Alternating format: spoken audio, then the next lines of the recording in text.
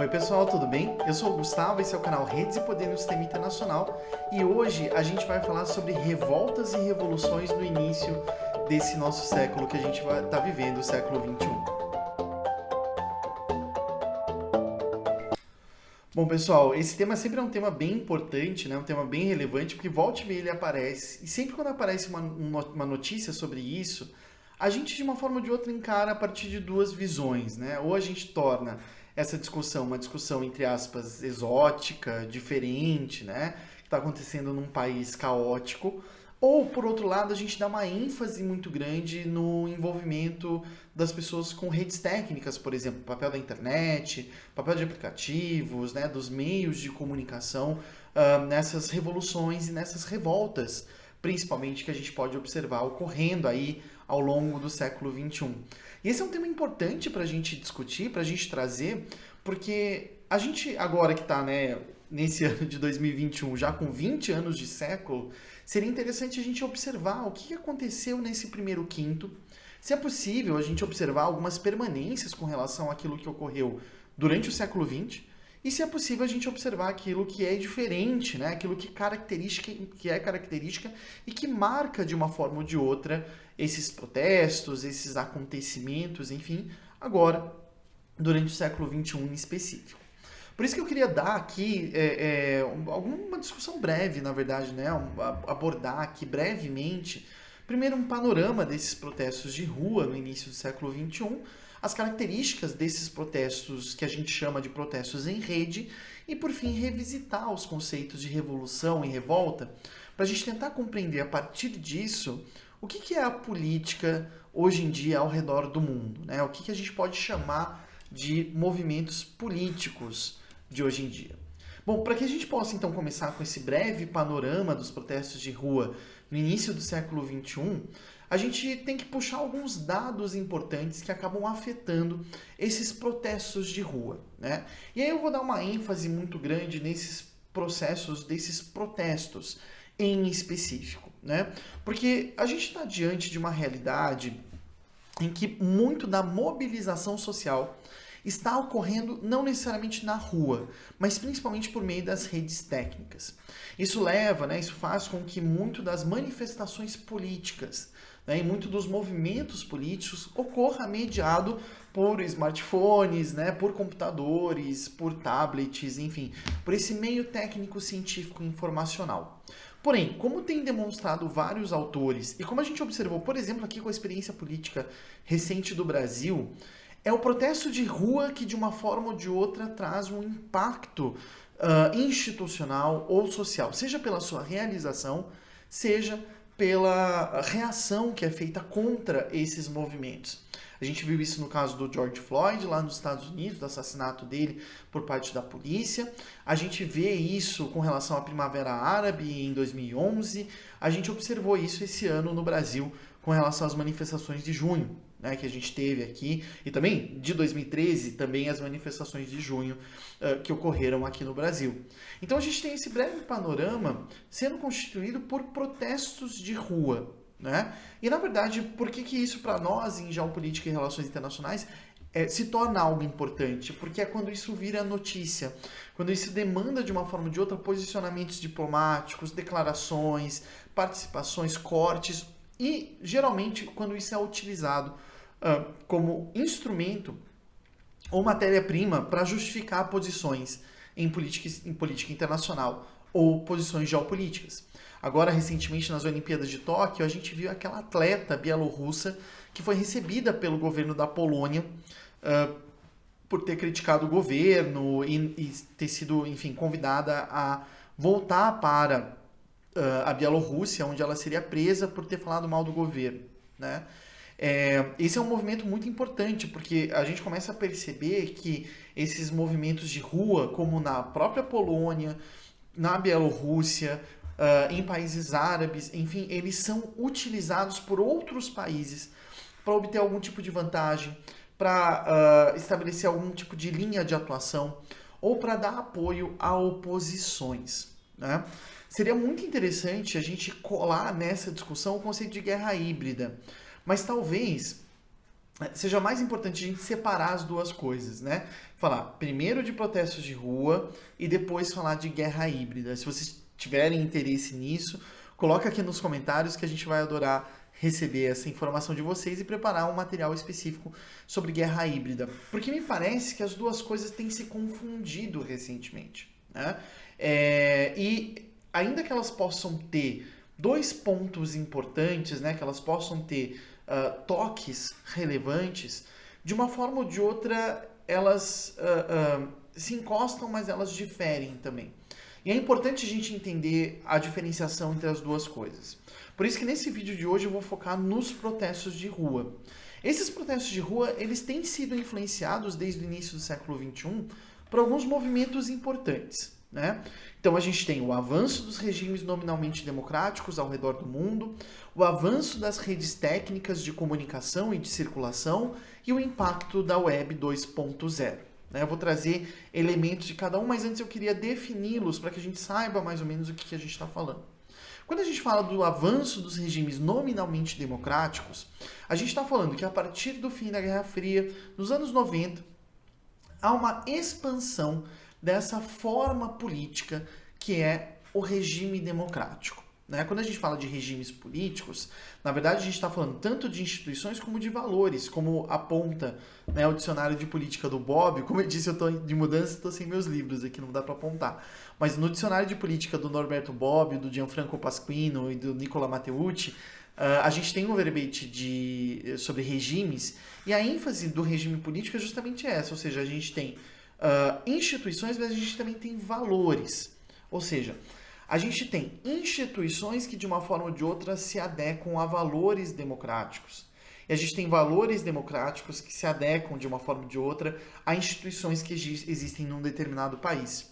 E o avanço desses regimes nominalmente democráticos a partir dos anos 90 tem sido um ponto importante para que as pessoas tenham se sentido livres para protestar.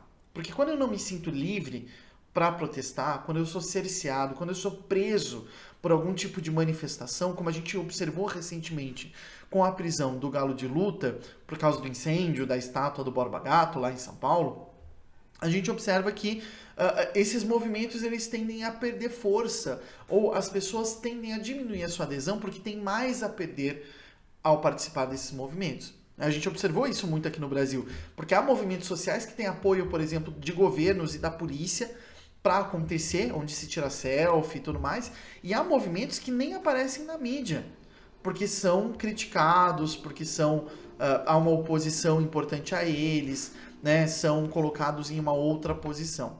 Então, o avanço dos regimes nominalmente democráticos é muito importante nesse sentido, porque não significa especificamente um avanço da democracia em si, ou uma adequação de todas as instituições a valores democráticos ao redor do mundo, em todos os países do mundo. Mas que os regimes eles vão se nominar democráticos, ainda que a gente possa discutir o nível de democracia que esses países apresentam. Ao mesmo tempo, o avanço das redes de comunicação e circulação, das redes técnicas de circulação e comunicação, alteram, aí sim, com uma ênfase muito grande, a organização, a manifestação e a realização desses movimentos, a realização desses processos de uma forma muito importante ao redor do mundo. A gente lembra, durante as primeiras décadas do século XXI, que o grande mobilizador para esses protestos eram os eventos do Facebook, que se marcava por lá grandes protestos, e não sempre se ia a esses protestos, porque há um movimento importante que é essa dissociação entre os protestos de rua e a mobilização social, em que o sofativismo, digamos assim, ele permite que as pessoas se sintam mobilizadas socialmente, mas sem participar fisicamente desses protestos de rua. E isso é permitido pelo impacto que causou nas sociedades ao redor do mundo a Web 2.0, ou seja, essa web que nos permite, como usuários, produzir conteúdo e não só ser leitores, que é a base das plataformas de redes sociais e que permite, de uma forma ou de outra, criar narrativas a respeito da justificação desses movimentos, mas também dissociar a participação nesses movimentos com performance na internet, que são movimentos bem importantes para a gente entender esses protestos de rua. Existem algumas bases de dados que demonstram, né, por exemplo, o aumento exponencial das democracias ao redor do mundo nos últimos séculos, ainda que essas bases, né, de dados sejam sempre criticáveis, digamos assim, né? Mas acho que principalmente a partir dos anos 2000 o que a gente observa é um aumento de regimes que não são nem democracias nem autocracias. A gente tem um aumento de regimes que algumas bases de dados estão chamando de anocracias, né? Regimes que nominalmente são democráticos ou nominalmente são autocráticos, mas fazem algumas concessões. O Boaventura de Souza Santos vai chamar esse tipo de regime de democracia de baixa intensidade, em que a gente tem um movimento importante de participação nominal democrática, mas sem conteúdo de participação popular nas instituições do Estado. Uma democracia guiada, digamos assim, que ele vem chamando atenção para isso já nos últimos 10 anos de forma bem importante. Né? Isso faz com que a gente tenha, então, vários elementos, né, e vários movimentos importantes que a gente poderia citar aqui. A gente tem o início desse tipo de protesto de rua, a gente poderia marcar nas revoltas eleitorais ocorridas em regimes pós-soviéticos no início do século XX.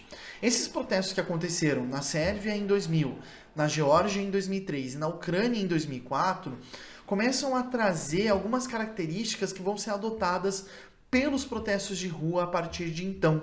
Né? São governos que, na verdade, não são por quê? Né? Porque eles foram protestos chamados também de revoluções coloridas, que não tinham demandas. Né? E esse é um aspecto muito importante desses protestos de rua. Falar que eles não têm demandas não significa falar que eles não têm pauta. Né? Porque a demanda desses protestos, das revoluções coloridas ou das revoltas eleitorais nos países pós-soviéticos, lá no comecinho do século XXI, foi justamente afastar governos do poder. Ou seja, eles tinham uma pauta que era afastar governos do poder, mas eles não tinham propostas. É o que colocar no lugar. Né? Então, esse tipo de alteração ele é muito importante porque os protestos do século XXI, diferentemente dos protestos da época da Guerra Fria ou dos anos 90, do século passado, do século XX, vão ter como principal característica apresentar pautas negativas. Ou seja, aquilo que nós não queremos e não aquilo que nós queremos. Né? Esse é um movimento muito importante que vai marcar, por exemplo, a característica de muitos desses protestos pela mudança de regime. Ou seja, justamente não só afastar governos do poder, mas mudar regimes políticos, como aqueles que aconteceram no Líbano em 2005, em Myanmar em 2007 e no Irã em 2009. Os movimentos da Primavera Árabe, a partir de 2011, que tem consequências até hoje, também participam um pouco, também tem essas características, assim como os movimentos de ocupação de espaços públicos em resposta à crise de 2008, principalmente nos países da Europa e da América do Norte. Em 2013 e 2014, os protestos antigovernamentais na Turquia, no Brasil e na Ucrânia também apresentam um pouco essa característica, assim como movimentos temáticos, né, específicos, como o Tea Party, como o Black Lives Matter, enfim, durante as presidências do Barack Obama e do Donald Trump nos Estados Unidos. Esses protestos, né, ou seja, já aí entre 2008 e 2020. Essa breve linha temporal que eu fiz aqui com esses protestos, indo desde a Sérvia em 2000 até os protestos mais recentes nos Estados Unidos, do Black Lives Matter, né, apresentam algumas características desses protestos que fazem com que a gente possa compreendê-los como protestos, entre aspas, em rede. Qual é a principal consequência deles? Eles principalmente trazem pautas simbólicas para o centro da sociedade. Eles tendem a não trazer pautas materiais. Não se trata de salário mínimo, né? E vejam, eu sei que esse é um tópico meio polêmico e eu não estou fazendo um julgamento de valor aqui. Eu não estou falando que é melhor trazer pautas simbólicas ou é melhor trazer pautas materiais. Mas é uma tendência importante para a gente observar, né, que esses movimentos do século XXI, eles trazem principalmente essas pautas simbólicas para o centro da discussão pública, né, para o centro da sociedade. E não necessariamente... Por isso que eles são performativos. Né? Eles têm uma característica muito importante de performance. Para isso, eles utilizam os meios de comunicação para estabelecer diálogos com a sociedade civil e não apenas com o Estado. Né? a relação começa a se tornar cada vez mais tripartite, né? E dificilmente, esse é um elemento importante que a gente enxerga, dificilmente até muito recentemente, né, aí até 2018, dificilmente membros desses movimentos se tornavam políticos institucionais, como tendia a acontecer no século XX e como começou a acontecer em 2018, a partir de 2018, né? Com eleições principalmente para o legislativo em vários países do mundo, em que representantes desses movimentos começaram a se eleger para instituições políticas, né? E vejam, eu estou generalizando, claro que tem casos específicos, mas acho que esse é um ponto muito importante, né? A discussão é com a sociedade civil e não necessariamente com o Estado. Então, se trata de colocar a pauta e não necessariamente ocupar espaços institucionais. Esse é um ponto importante para a gente entender a diferença com relação ao século XX, onde a ocupação do espaço institucional se tornava, digamos assim, mais o fim do que o meio, né? E o protesto era o meio em si.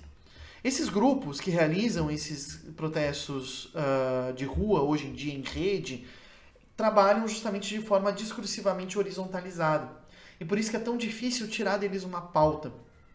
Por isso que eles podem levar, muitas vezes, como foi o caso das manifestações pelo impeachment aqui no Brasil em 2016, para lógicas fascistas. Porque eles trazem essa discussão horizontalizada. Né? Eles fazem da participação de cada indivíduo num movimento coletivo a coisa mais importante que pode ocorrer. E por isso que eles trazem repertórios de ações não convencionais. Né? Nesse sentido, esses movimentos, eles trazem 3 técnicas ou 3 métodos importantes para a gente entender. Eles são protestos de rua, mas eles visam geralmente a mudança de regime, né? E aqui quando eu falo mudança de regime, não é só mudança de governo instituído, como é a lógica da guerra híbrida, né? Mas a mudança do regime político para atender pautas específicas, né? E trazem em si também a lógica da desobediência civil, né? Trazem uma retórica muito forte, tanto à esquerda como à direita, como ao centro, como identitário, como materialista, enfim, a lógica da desobediência civil como elemento mais importante para a realização desses protestos de rua. E por isso que parece ser interessante a gente revisar os conceitos de revolução e revolta, para entender por que a gente vive num dos momentos em que mais protestos de rua acontecem, mas cada vez menos a gente fala em revolução. Cada vez mais a gente fala em revolta, ou que esses protestos eles são derrotados de uma forma ou de outra. Por isso, por exemplo, que o próprio Boaventura vai falar em democracias de baixa intensidade, porque há uma blindagem do sistema institucional em que o protesto de rua ele não se torna uma revolução, ele se torna uma revolta. Né? Eu vou trazer aqui a definição do Gianfranco Pasquino, né, lá no Dicionário de Política do Bob, sobre revolução, para a gente pensar um pouquinho aqui. Ele fala o seguinte: a revolução é a tentativa acompanhada do uso da violência de derrubar as autoridades políticas existentes e de as substituir, a dom de efetuar profundas mudanças nas relações políticas, no ordenamento jurídico constitucional e na esfera socioeconômica.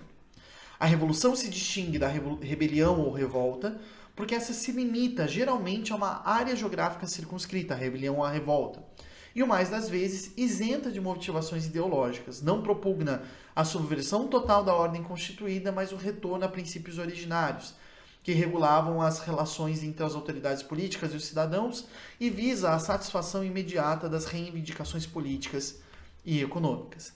A revolução, diz o Pasquino, também se distingue do golpe de Estado. A gente já fez um vídeo sobre o golpe de Estado aqui, inclusive, porque o golpe de Estado se configura apenas como uma tentativa de substituição das autoridades políticas existentes dentro do quadro institucional, sem nada ou quase nada mudar dos mecanismos políticos e socioeconômicos. Além disso, diz o Pasquino, enquanto a rebelião ou revolta é essencialmente um movimento popular, o golpe de Estado é tipicamente levado a cabo por escasso número de homens já pertencentes à elite, sendo, por consequente, de caráter essencialmente cimeiro, ou seja, de cúpulas que dão golpes de Estado. Eu acho que essa definição do Pasquino ela é muito boa para a gente pensar o papel da revolução e da revolta hoje em dia. E o sistema político em que a gente vive ao redor do mundo, os diferentes sistemas políticos que a gente vive ao redor do mundo. Né?